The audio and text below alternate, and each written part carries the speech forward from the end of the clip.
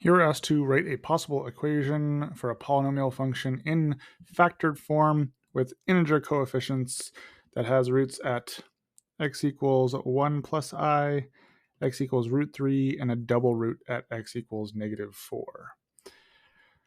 So for me, the first thing that I'm going to do is that I know that if there's a root at x equals 1 plus I, then that means in parentheses I'm going to have x minus 1 plus I and then x minus 1 minus I, because that's what I know about the complex conjugates, is that if there's a positive I, then there's also a negative I. Same thing with my square root. If I have a root at square root of 3, then I have a root or a factored form x minus root 3 and x plus root 3. Then I have a double root at x equals -4, so that's where I'm going to get x plus 4 squared.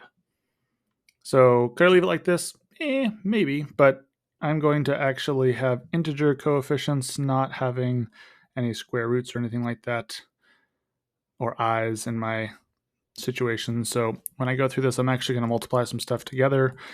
I'm going to multiply these two together, x minus I plus I, x minus 1 plus I, nope, that's what we missed, minus.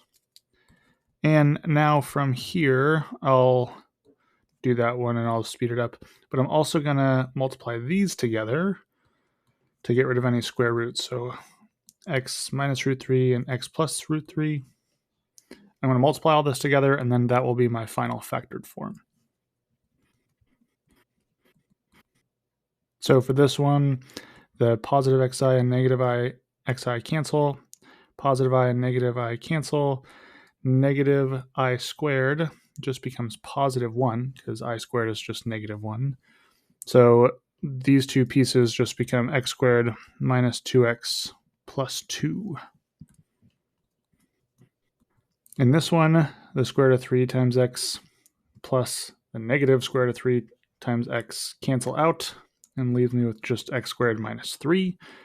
So if I write my final answer here, p of x equals x squared minus 2x plus 2, x squared minus 3, and x plus 4 squared, because it's a double root there.